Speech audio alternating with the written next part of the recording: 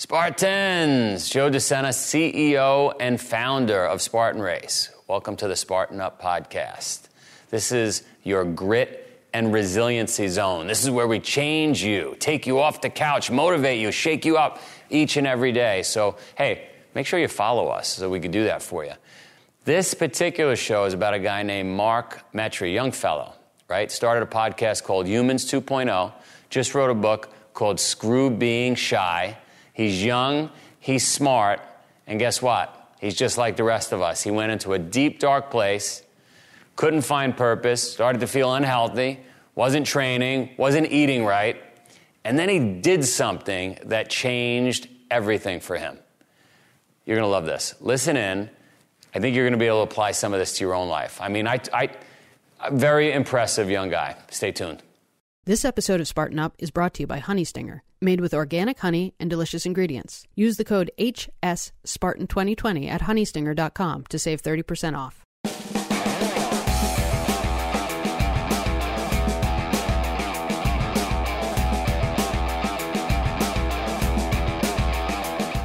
We are here for Spartan Up Podcast with a young lad named Mark Metry, and he has a podcast called Humans 2.0. Apparently, it's pretty popular. Yeah, man, it's pretty popular. I would have never imagined that when I was just making it on my laptop in my college dorm room. When did you start it? How long ago? 2017. 2017, yeah. And you've got a story. I heard you're one of these kids that is fighting for milk. In other words, you're from an immigrant family, right? And sure. so like I believe, and push back on me. Don't just take this pat on the back. Push back. Sure. We can't compete. Americans can't compete with immigrants. Like you guys and gals are just fighting to get in this country, and you're fighting for milk.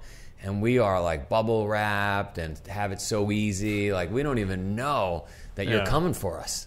Yeah, I mean, different people, different problems. But what I will say is that just now built in my brain, there's just always a part of me that doesn't really mind being in uncertainty, because like my parents came here with like $200 and we moved around like 1,500 times. It was never really a problem because you just get used to it. And then also just because of that, just realizing that there's no established like name for you and you have to build it on your own. Yeah. That's unrivalable for sure. Yeah. You can come close. Sure, for sure. No, what I push out to the world is let's manufacture some adversity in our lives. In the first, right. You don't need it in Egypt. You don't right. need it in parts of India, right? We don't need it in Mexico City. Right. But for us fat cats that are which is most of us in America, or in the first world, we just have it too easy. We have food in abundance. My kids, who I try to create, manufacture adversity for and throw obstacles in front of them. I've seen your Instagram videos. They have it so easy. My daughter's fighting with me about getting an iPhone 11 because I said, if you do all these things, I'm like, you don't even, who says you deserve an iPhone? But you said, Dad. I go, yeah, so what? They said we would be healthy too. And then, shit happens. That's exactly right. It's just the fact that the human mind has evolutionary grown to have always some sort of a threat. And if it doesn't, it makes itself a threat. And so like personally for me, even though I did have this experience early on, because I hustled a lot, in my teenagers, I became pretty financially successful. And I did get to that point where you became a fat cat. I became a fat cat. I was over like 200 pounds at one point. But you started a business at a young age, like 7 or 8 years old, like me. You had like some Pokemon thing going on. Yeah. I mean, back then, you don't really view it that way. You're just trying to make something happen. Right. Like for me, it wasn't really about the money. It was just like I could buy more cookies. Right. Because you guys had tough times. You'd moved around, sure. And you were looking to like build a little foundation for yourself. For sure. And I think, again, I didn't consciously think about it then, but looking back, I mean, I was always starting things. I was online 10, 11. I was like making websites. The iPhone came out, started making apps, started doing that for other people. All sorts of different things. And by the time I was like 15, I kind of had like that financial, at least some element of it. I want to get you, when you have a day, I want to get you with my kids. I want you to give them your program. Okay. All right. I want to transplant your fighting for milk attitude from Egypt into their fat cat bubble wrap lives if we could do that, and we'll film it. Dude, I'd love to. I can't do it this Saturday, but we'll definitely figure it out. And it's great because I like speak at like high schools and colleges. Yeah. And a lot of the times an administrator or superintendent will come up to me after and they say like, we bring in so many speakers, but we've never had them like look up from their phones the way that you do. And I feel like because I'm so young. Well, you're young. Because I just right. got out of it. Yeah. I know how people perceive it, understand it. When you get into these schools and these kids are in front of their devices, let's also get them to do a Spartan race. I'll give them free entries. Like nothing would make me happier. I'll just give you whatever you need. Nothing would make me happy because we don't have a rite of passage anymore in these developed countries, right? Right. And we need to do that. We need to make these kids go through hard shit. Yeah, 100%. Because today there's a massive, massive gap for that. Whether it's people aren't adopting religions more, or whether there's so much information that there's no like one voice, or maybe it's that they see a lot of leaders in society that have sort of like crumbled through like online, and now we hear a lot more about them and who they really are. And so I think that is something that is completely missing. And I think that's a big part of why kids are like super, super anxious, and why they're using their phone as a coping device, as some way to as a pacifier almost. Well, I was with a gamification pro, and he said to me, they check all the boxes. Connectedness, right? So the kids want to connect, so boom, we connect them. 2, control. The kids want to be in control, they're in control. Accomplishment, boom, check that box, right? They're moving up the ladder, right?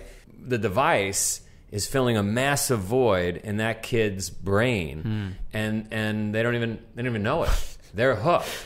And you don't know this because you're only 20-something. What used to happen before devices was that boredom would set in. Mom, I'm bored. I sort of know it. Mom, I'm bored. Right. Dad, I'm bored. What would happen? Migrate outside. Outside leads to knocking on doors, getting friends out. Right. Leads to grabbing some lumber and building something, or playing football or baseball or tag or whatever. And like, it doesn't happen anymore. No. What do you mean? I am talking to my friend on a video game right now. Dude, you have no idea how many, not hours, not days, maybe weeks, maybe months of my life that I've spent on a video game. Like, you would go to the end of it because that's all I would do, because I didn't have any friends. I was super, super shy. I had a ton of these problems. I would just hustle and play video games. When I look at the statistics of like the settings and I look at that, horrifies me. You go back and look at the stats of how much time you spent on it horrifies me. And I had on this guy on my show, Steven Kotler. He's like a 8 times. We know Steven. He was on our show. They talk about this state of mind called flow. Oh, yeah. No, Steven, we had him. Yeah. Well, I got the greatest story ever for you on Steven, but go ahead. So basically, it's this chemical combination in your brain where all the right things happen and you're super focused, you lose your sense of self. Yep. He was telling me that video games, I think porn, I think other things that you can do on a phone or on a screen, it hits every single one of those. And you can't even do that if you took like all sorts of different drugs. You would die of an overdose in like a second. So it's like, this stuff is super, super powerful. And I just think every kid is given to it, or every teenager once they turn a certain age. And it's just like, with no power comes no responsibility. Like, the average person today in Africa has a smarter, more powerful device in their hand than the U.S. president did 20 years ago. Right. And that's the president. So I just think that there's like a major lack of just sort of like, what are we actually doing here? These are extremely powerful. You can look at anything you want to. Do you think, because I'm wrestling with this in the last few days, do you think I should just take the devices from the kids? So, I mean, the big thing with that is like... So I think what's really important is how you do things, not just what you do. And I think that can apply for certain things. But to me, the first thought that came out of that was just like, if you have someone and you're always like, they grew up in like in a strict environment, or they're always sort of being told no, they grow up and they eventually just try to go for it, because when no one's looking, then they grab the device, and it causes them to like not have like the responsibility to have kind of like that self-control and freedom in their own lives and discipline. So I don't know, but I think there definitely needs to be rules around like when you're eating dinner, number of minutes. Yeah, or like when you're eating dinner, like you need to be like looking at the people or like eating your food. You can't be doing this, or like when you're sitting down with dinner, and honestly, even adults too, like there just needs to be like clear frameworks, because these things have kind of come in our lives, but they don't teach in school or any of us like proper like the order, the structure of like how do you actually use this. Like Near AL is kind of talking about these things now, and like how to use your phone. There should be a class. There should be a 15-minute class every day on those kinds of things. Yeah. Right? Yeah, exactly. Or else I think what's going to happen is I think as much as technology can give us like agency for someone who kind of does do things, amplify and make them better, it's going to take someone who is maybe going down like the wrong rabbit hole, wrong mental health, wrong like group identity online. There's so much of that, and it'll make them go even faster in the other negative direction. Wrong direction. Yeah, it's crazy. Yeah, it advances good or bad. What you're saying at a much faster rate. Money. It's like money. It's like money. Yep. Yeah, and so for me, like the reason why I wrote this book is just like I see a massive population of happens more in kids. We didn't even get into the book. Oh yeah. We didn't even get into the book yet, but I want to do that in the second half. Why don't we take a break? You and I will go smash a couple of devices outside. We'll drink a green juice, and then we'll come back and get into the book. Let's do it. All right. Hey Spartans, Johnny Waite here. I want to tell you about something incredible that the Spartan Up podcast team has put together during this extraordinary time the whole world is going through, together but apart. Every day at 2 p.m. Eastern Time, we're taking over the Spartan Zoom channel for an hour of extraordinary content, bringing you past guests from our podcast and other amazing people we've drawn into our community over the years, from healthcare, from fitness, from sports, from entertainment, from business. And what they're doing is giving you very good sound advice and encouragement that's going to help us come through this time healthy, happy, and more importantly, ready to take on the world when it opens up for business again. So if you want to join us, and you do, every day from 2 p.m. to 3 p.m. Eastern Time, go to wherever you get your information about Spartan Up, Instagram, Twitter. You'll get the Zoom meeting ID. Come join us. It's direct interaction with incredible experts from all over the world. You don't want to miss it. We're going to be here as long as this goes on, which hopefully isn't too much longer, but as long as it does, be with us. This episode of Spartan Up is brought to you by Honey Stinger. Honey Stinger is made with organic honey and delicious ingredients. Honey Stinger's waffles, energy chews, gels, and bars give you the fuel you need to push harder, go further, do all the things that we do as Spartans. For training and racing, you need convenient nutrition that tastes great and works. Honey Stinger is Spartan's official on-course nutrition. It's made with real honey. Honey Stinger started with a simple plan: wholesome ingredients, great taste, and, of course, honey. Why does Honey Stinger use honey? Using an ingredient engineered by nature, not in a laboratory, it has its benefits. In fact, the less you mess with Mother Nature, the better. That's why they're committed to the True Source Honey Pledge. And they've got a special code just for our audience. You can save 30% with the code HSSpartan2020. That's HSSpartan2020 at honeystinger.com to save 30% off, just for our Spartan Up podcast listeners. I want to go into some of the stuff you and I just talked about after we smashed our phones, and the book is out now, which is awesome. But before we get into the book, you had an interesting journey, right? You come over from Egypt, everything's going great, moved 1,500 times, making money, and then what happened? Yeah, so personally for me, had a great, very humble childhood, didn't really complain that much, had great parents, worked very hard, didn't see them that much, but great parents, always kind of taught me the right values, always taught me to be nice to people, work hard, and just kind of do your own thing. And so for me, we ended up moving out, Western Massachusetts, super small town, like 5,000 people, and had a lot of great friends in that town, but also just faced like a lot of things, like a lot of racism. Almost every single person in that town just didn't look like me physically, and so when you're in an environment where you physically are the only one that's different, your brain kind of starts telling you some really interesting things. Also at that time, like what? So I remember I basically on this mindset where as I was sort of kind of feeling this anger from people, I also had like a lot of health issues that I remember just like going to the doctors for all the time and being medicated. And so I remember I had... So that could be just your mind. Right? That you're not having actual health issues potentially, right? You're just, for sure. There's a great, whether you believe it or not, there's a great YouTube video, right, where a Japanese, I don't think he's a doctor, he does a test on water and a plant where you're just talking negatively, right, versus the positive, right? Right, I saw that, Yeah, and so that's what's going on, really. Yeah, 100%. And there's a study I even put in my book where it talks about how the same way that our brain perceives like emotional pain, it also feels that same pain to the same degree in our physical body as like a wound. We forget our brain and body are connected, of course. Yeah, and then you look into the science and it's like, being stressed out, living in sort of a fear-based mode makes your body inflame into your brain, to like your gut, to all sorts of different things. And then you're being told by your mom and dad, hey, we'll go to a doctor. And so then you're convincing yourself you're sick. Right. And then the doctor's saying, take this. And it just creates a cycle. Right. And then essentially what happens is when you're kind of living in that low energy, the environment isn't right, sometimes you just get into this mode of life where you just kind of step into your own bubble and you just sort of do whatever it is. For me, I got stuck in that bubble for like a solid 10 years when I was like 8, 9 until 18. Couldn't even talk to people, didn't have any friends.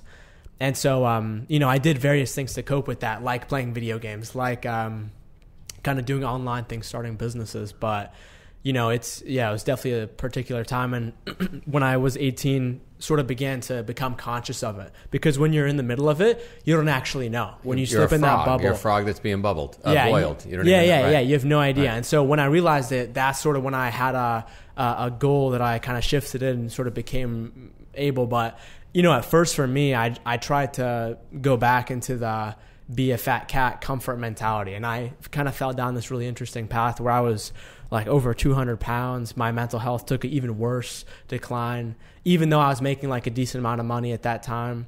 And then eventually that led me to just really kind of focusing on like the most important things in life, like my spirituality, how the way the world actually does work, just kind of like trying to learn out there, trying to almost like surrender my ego and just realize that I don't know everything the best is, and I've got to be learning from other people too. And that's taken me on like this whole journey from starting like a business podcast, now this book. I had my mom, right, to teach me the path, right, the yoga, the meditation, the vegan. You didn't have any of that. So how did that happen? How'd you go from like video games to celery? Yeah, no, for sure. I mean, my parents definitely, they did teach me some things. Like I think when I just look at my values of who I am, I think those are there. But in terms of like the actual, like how to do it, no, not at all. So for me, it was like, I remember when I was just becoming conscious, before I even knew what the words like mental health were or mindset, and I was just living life. The first problem that I realized was me being overweight. And I was like, wow, wait, why are my pants fitting in anymore? And then I just like tried to go on this journey of just Googling like, how do I lose weight, or what's the best diet to follow, which comes up with like all sorts of crazy things. But eventually I ended up just removing like a lot of like just like the processed foods from my diet, just started to eat natural things. And I mean, that just completely changed my life in every single way. I started to gain more energy. I started to gain access to just like parts of my brain that I never really felt were there because I never had. And by the way, if you're out there listening or watching this, like think about how obvious that is, that you like, but yet most of the world doesn't even know that. Like if you were lucky enough to own a Ferrari and every day you put orange juice in the gas tank and it wasn't running well, but you didn't know why. I mean, that's basically what we're doing. That's it, man. And I remember, I think the big thing is that like in school, you go to school, they hand out, I mean, whatever garbage. It is. Yeah, copious amounts of candy as like prizes and all this stuff. You go to a party, there's just like a ton of desserts and all this stuff. Garbage. And I think at the end of the day, it's like we're just not taught that that's something that's really like bad for you. You know, we're just taught like, oh, if you eat too much of this, you'll just gain weight. Right. But nothing really in terms of other physical health, let alone mental health consequences. And I think as we just kind of teach it and just kind of make it more normalized and just kind of teach people that like your food, what you put in, literally just makes the rest of your body, then I think people will have a better understanding. And I think it makes your brain too. I mean, it makes everything. And I also think there's a lot of people out there who are addicted to food because first of all, we don't stand the chance. If you as an individual are trying to stand up to the scientists, the advertising agencies, the food companies, resources, you don't stand the chance because you and me, all of us, right, listening, watching, we're weaker than them. We're not as smart as them. They know exactly what buttons to push. Not that I'm a conspiracy guy, but they know what stuff to sprinkle in the food, how to message it, right? First of all, in the history of the world, there's never been like a documented protein deficiency. No. Yet everywhere you turn at Whole Foods, 20 grams, 40 grams, 70 grams of protein. I'm going to get a salad at a restaurant. What protein do you? I don't need any protein. I'm good. There's protein in the salad. What are you talking about? I don't need you to kill 5 chickens for me. So it's all marketing. Yeah. Right? For sure. I mean, you're talking about billions and billions of dollars. I mean, they've done studies that show like McDonald's and like some other major fast food spends like $8 billion advertising to kids under the age of 8. Wow. And they've done studies that show those kids when they grow up are more prone to eat that stuff because it's comforting and familiar to them. Of course. Which is like, you look at the health implications of that. I mean, again, it's like, I don't think it's like some conspiracy out there, but I think it's so detrimental. No. Here's what it is. I mean, I worked on Wall Street. McDonald's, can't blame them. They have to hit their quarterly numbers. Yeah. We got to hit our quarterly numbers. We got to survive as a company. We got a lot of people employed. Yeah. And so the rules allow us to do this, so we do it. That's the way it works. So you want to change that, you got to change rules. Yeah, for sure.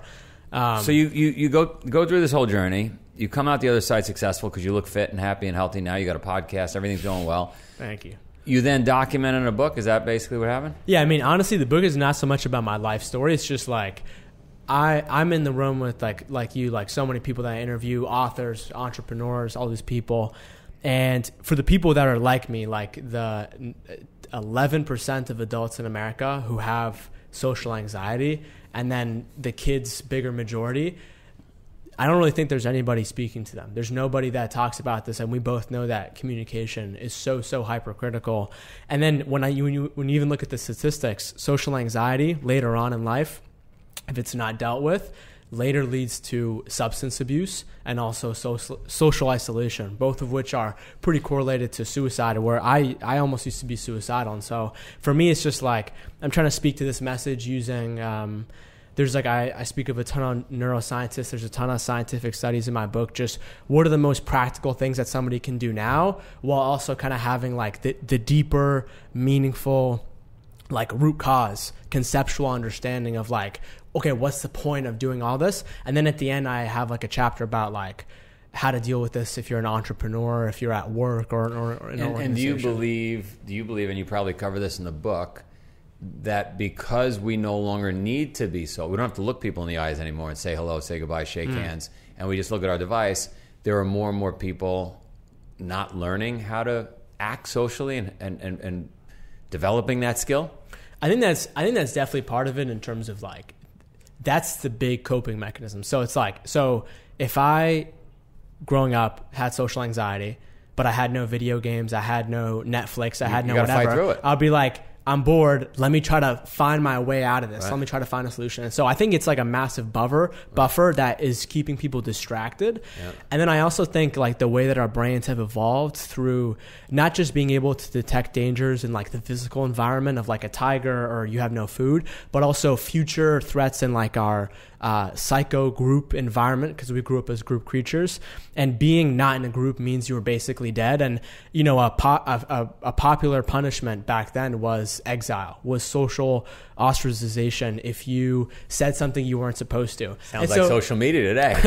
That's exactly it. And so like it's that very like ancestral fear that is very common. And then it's like social media times 1,000 scaled up at like a world level. But then there are some people who just have like, for brain chemical reasons, like their amygdala is better, and they are much more prone to kind of being socially anxious and falling in these traps. And so I think there's definitely kind of like both sides of the By coin. the way, if you're out there and you've got some social anxiety, or you have a fear of being exiled from whatever group or community you're trying to stay in touch with, just do a Spartan race. We've got 7, I don't want to sound like a commercial, but I got 7 million Spartans around the globe, 45 countries. They will embrace you. They'll take you in.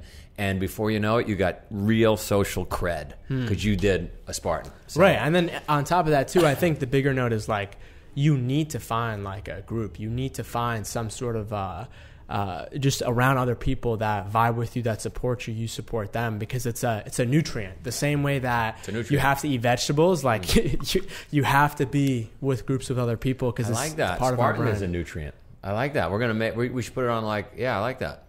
Tag me. Yeah. So all right. So how did I get the book? They go on Amazon. What do they do? Amazon, Audible. It's Nice. out there. Yeah. Screw being shy. So you're a badass. You wrote a book. You're young. You had a tremendous business. You had a YouTube channel. You got a YouTube channel? Yeah, that wasn't the business though, but I had a YouTube channel like in 2007, 2008. Before anybody had YouTube channels, you were way ahead. A few people. Yeah, you crushed it. But I ended up quitting. Let's wrap it up. The way I deal with social anxiety is I carry around a kettlebell. I want 3 tips for the audience out there on what they can do. Yeah, so for someone who's actually socially anxious, not someone who's just looking like top 10 tips to network better, I say number 1 is you need to deal with the biological hardware of your body, in terms of like looking at the brain and the body as a science project, and realizing that some deficiencies, some points of toxicity can be real problems that can cause your brain to be inflamed and to kind of look down. So number 1, address the hardware of the body, which is go to the gym, your sweat. food, all these things. Number 2, I would say is a lot of people don't really necessarily have the social skills that deal with social anxiety. And a big part of that is just researching like body language, understanding that it's not just about the words that you use, it's also about the way that you say them and your vocal tonality and the way that your body is positioned and how that makes the other person perceive you. And then I'd say number 3 is exposure therapy. I think you need to work your way up, and if you want to tackle a fear, you need to slowly, incrementally introduce it into your life. I remember for me, that was like literally out here in the streets of Boston, I was like, I'm going to go outside today and ask 10 people what the time is. And I would do that, and then you'd work your way up, and you ask them what directions is, and then eventually you'd be able to like start a conversation, and then you work your way up. You start to go to maybe events by yourself, different situations like that can definitely push you and kind of show you to who you really are. So those are 3 tips. It worked because he came in here and he seemed, you seemed like you had no issue at all. So it worked. You're just trying to be me. Elbows. Thanks for all having me. right, good work. Woo! All right, I got to admit, the kid is awesome. I think you'd agree with me. Here's a guy that had tremendous social anxiety, and a lot of people do, right? And he took action. He literally wrote down what his issue was, how he was going to solve it, and he did it in baby steps, right? They say, look, how do you eat an elephant? 1 bite at a time. So I think we could all take action. And by the way, don't forget, the mind and the body are connected, right? If you're not taking care of this body, and the brain is swimming around in an unhealthy pool because you're poisoning it with all these processed foods, and you're not moving blood around, you're not sweating, you're not exercising every day, of course you're going to be socially anxious, right? So you got to be healthy, you got to train, you got to eat, and then whatever your issue is, and we all have issues, tackle it 1 bite at a time. He walked into the interview confident. He had no issue at all. Patrick Sweeney, another person we had on the podcast, right? Full of fear, would not get on an airplane. Did the exact same thing. Now he's a pilot. So the point is, don't define yourself with your issues, with those things that might be holding you back. Don't repeat that cycle by telling everybody, oh, well, I'm really shy. Oh, I'm really fearful. Oh, I have a tough time being motivated. No, flip it on its head. Just like Mark Metry did, just like Patrick Sweeney did, just like our other 300 guests did, and start creating a story and creating a narrative that's the story you want to tell. And guess what happens? You become that person. Anyway, we're at Spartan Up Podcast. You can check us out on Instagram. I need some questions for you, right? Like, what are you doing to stay productive during these solitary confinement days? What are your shortcomings, and how are you going to turn them around? What's your new narrative? I want to hear from you, right? How are you helping others? We all need to help others at this time. Also, check me out. I don't even know how you find me on Instagram. I think it's at Real Joe De Sena. Anyway, I want to hear from you. Make sure you follow us. Make sure you subscribe and check out the other podcasts because it'll make you better.